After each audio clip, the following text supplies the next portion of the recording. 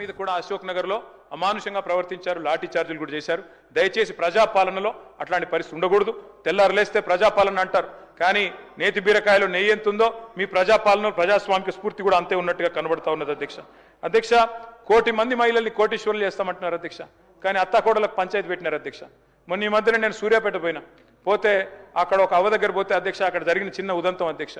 ఆ పెద్దామ చెప్తున్నది అధ్యక్ష, నా కొడుకు పెళ్లి చేసిన సార్ 6 నెలల కిందట, నేను అనుకున్నా మా కోడలి పిల్ల తులం బంగారం తెస్తుందేమో, నెలకు 2500 వస్తుందేమో అనుకున్నా, ఆమె ఏం తెలియదని చెప్తా ఉంది అధ్యక్ష.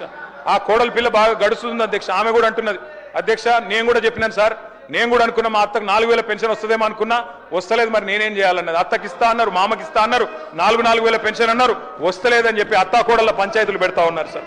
అధ్యక్ష అప్పట్లో నేను చిన్నగా ఉన్నప్పుడు ఊర్లలో పేరు రాసేది అధ్యక్ష, గోడల మీద రాసేది ఓ స్త్రీ రేపురా అని. ఇలా వీళ్ళ పరిపాలన అట్లే ఉంది అధ్యక్ష. ఏది అడిగినా ఓ స్త్రీ రేపురా. మహిళల్ని కోటీశ్వరులు చేస్తారట, 1 కోటి మందిని. ఎట్లా చేస్తారో వీళ్ళకి ప్లాన్ ఉందో లేదో తెలియదు, కానీ ప్రజలకు మాత్రం అర్థమైంది అధ్యక్ష. 40% బడ్జెట్ చూసిన తర్వాత మొత్తానికి అర్థమైపోయింది అధ్యక్ష. 1,67,00,000 మంది ఆడబిడ్డలు ఎదురు చూస్తా ఉన్నారు.